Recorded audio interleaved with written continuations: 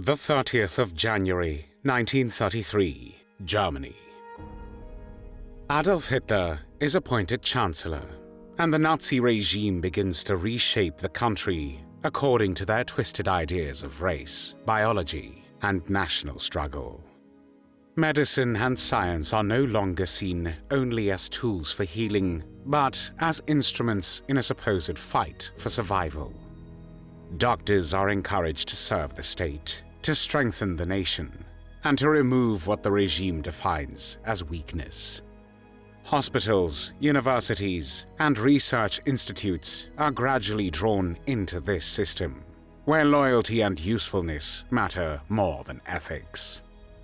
While some physicians welcome the new order because it confirms their beliefs about racial hygiene, others adapt quietly, attracted by funding, prestige, and opportunities that had never existed before. In this atmosphere, the boundary between science and crime dissolves step by step. One elderly and highly respected malaria researcher will carry this logic to its most brutal extreme inside the Dachau concentration camp and will kill hundreds of its inmates. His name is Claus Schilling. Klaus Carl Schilling was born on the 5th of July, 1871 in Munich, then part of the German Empire. He grew up in a period when Germany was expanding its scientific institutions, and colonial ambitions and medicine was seen as a modern and progressive profession, closely linked to national pride. Schilling studied medicine in his home city and completed his doctor's degree in 1895. He belonged to a generation of physicians who believed deeply in progress, rationality, and the power of science to conquer any disease. In 1896, he moved to the United Kingdom and worked as a general practitioner at the German hospital in London. This experience exposed him to international medicine and strengthened his confidence as a clinician. After leaving Britain, Schilling entered colonial medical service, working as a doctor in German colonies, Togo, and later in German East Africa. There, he encountered malaria on a massive scale, and he saw how it devastated local populations and weakened European administrators and soldiers alike. From this point on, malaria became the central obsession of his professional life. In 1905, he was named director of the Tropical Medicine Department at the Robert Koch Institute, an institution dedicated to infectious disease research and public health. Schilling was the first ever director of the Tropical Medicine Division of the Koch Institute in Berlin. He was also appointed professor of the parasitology in Berlin and became a member of the Malaria Commission of the League of Nations, an international organization that coordinated efforts to combat the disease worldwide during the interwar era. For many years, Schilling was regarded as a serious and committed scientist, admired for his dedication and expertise in the field of tropical diseases.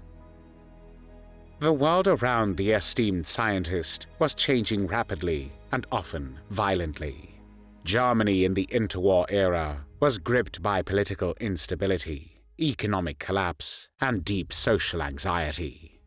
Inflation destroyed savings, unemployment spread across cities and countryside, and many families struggled simply to survive. Democratic institutions appeared weak and incapable of restoring order, while public trust in established authorities steadily eroded. Daily life was marked by uncertainty, resentment, and a growing sense that the old rules no longer applied. In this atmosphere, society moved toward radical solutions. Extremist ideologies gained influence by promising stability, national renewal, and clear enemies to blame. When Adolf Hitler came to power in 1933, science and medicine were rapidly integrated into the ideological goals of Nazi Germany. The German medical profession played a central role in implementing policies of forced sterilization, racial classification, and later, mass murder committed by the Nazis. Research increasingly served the military and objectives of a so-called racial war. Although Schilling never joined the Nazi Party and did not present himself as a political figure, he did not oppose the regime either. His research interests aligned with military needs of Nazi Germany, and the new political system offered resources and authority to those willing to cooperate. After retiring from the Robert Koch Institute in 1936, Schilling moved to fascist Italy, which was led by dictator Benito Mussolini. He soon found his field of activity there. The reason was that when Italian forces attacked independent Ethiopia in 1935, Italian troops were exposed to widespread malaria in this part of Eastern Africa. Thousands of soldiers fell ill, undermining Italy's colonial ambitions and military effectiveness in the region.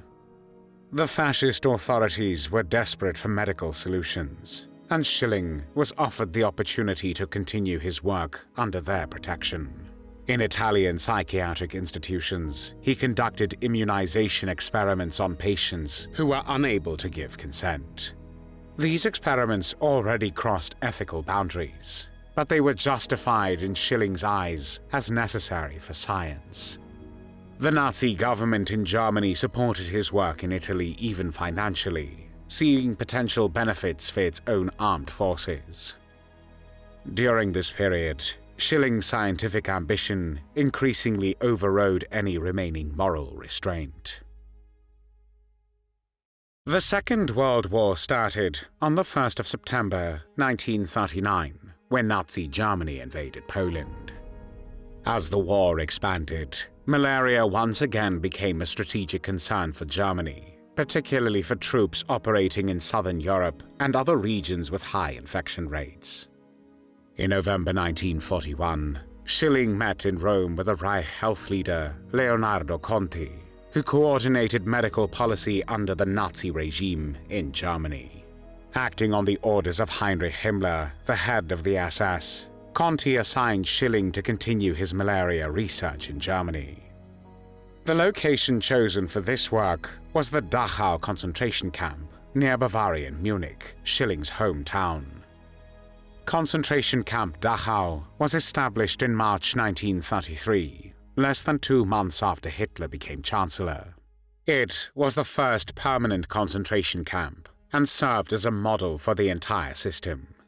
During the Second World War, Dachau also became a center for medical experiments. Doctors working for the Luftwaffe, the German Air Force, conducted high-altitude and hypothermia experiments on prisoners to determine how pilots might survive extreme conditions.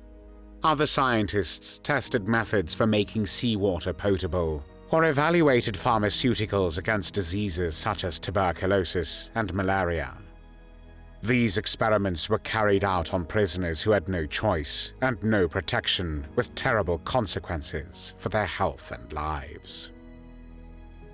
In February 1942, Klaus Schilling, already over 70 years old, began his work at Dachau concentration camp. He insisted that his research was necessary and could be conducted without serious harm. This was a lie, and in reality, the experiments were brutal and deadly. Prisoners were deliberately infected with malaria, often by being exposed to mosquitoes carrying the illness for extended periods. In other cases, extracts from infected mosquito glands were injected directly into the bodies of prisoners. After infection, the victims were treated with experimental synthetic drugs, administered in doses that often ranged from extremely high to lethal. The suffering was intense, and the prisoners endured high fevers, violent chills, severe pain, and long periods of weakness. The victims of Schilling's experiments were selected from those considered expendable by the Nazi regime. At first, they were Poles, even Polish priests. Later, the victims were also imprisoned Italians and Soviet citizens. None of them volunteered. They were forced to participate and punished if they resisted. Some died during the experiments, while others survived only to suffer long-term damage that ultimately led to their deaths. Among the prisoners, Schilling acquired a grim reputation, earning him a nickname, Bloody Schilling, that reflected the bloodshed and cruelty associated with his work. In total, more than 1,000 prisoners were subjected to Schilling's malaria experiments, including approximately 200 priests. About 30 died directly as a result of the experimental procedures, while an estimated 300 to 400 later died from complications and lasting effects. The experiments continued almost until the end of the war, and were stopped only on the 5th of April 1945, when Heinrich Himmler ordered them halted as Germany's defeat became unavoidable. The Dachau concentration camp was liberated on the 29th of April 1945 by units of the United States Army. The soldiers who entered the camp encountered scenes of starvation, disease, and death that left a lasting impression on all of them. Out of more than 200,000 people imprisoned in Dachau and its subcamps between 1933 and 1945, nearly 42,000 were murdered. Schilling was arrested shortly after liberation and brought before the American Military Tribunal during the first Dachau camp trial, which began on the 15th of November 1945. The trial included 40 defendants, including 5 doctors who were charged and convicted of violating the laws and usages of war. Schilling was charged together with other camp personnel and doctors for violations of the laws and customs of war. Evidence presented at the trial showed that Schilling had acted independently and with full awareness of the consequences of his experiments on the victims. At that time, there was no formal international code governing medical experimentation, but the cruelty of the acts done in Dachau left no room for doubt. The exposure of these crimes later contributed to the creation of the Nuremberg Code in 1947, which established fundamental principles for ethical medical research. During the trial, Schilling addressed the court in English and presented himself as a scientist devoted to knowledge rather than a criminal, responsible for the suffering of prisoners in the concentration camp. When he begged the court to spare him and let him finish his research on malaria, he broke down in tears and claimed it would benefit humanity and help redeem his wartime actions.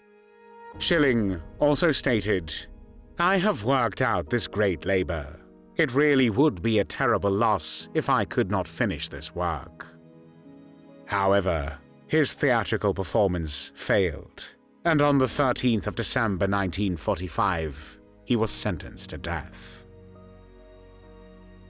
Several colleagues from respected medical institutions submitted petitions for clemency, emphasizing his past achievements and arguing that he had not intended to kill the prisoners in the concentration camps, but these appeals were rejected. The 74-year-old Klaus Schilling, a scientist and doctor who willingly served a criminal regime in his research, was executed for his actions on the 28th of May, 1946. Just before the hanging, when asked if he wanted to make a final statement, Schilling replied, "I am not guilty. Please get it over with." Thanks for watching the World History Channel. Be sure to like and subscribe, and click the bell notification icon so you don't miss our next episodes. We thank you, and we'll see you next time on the channel.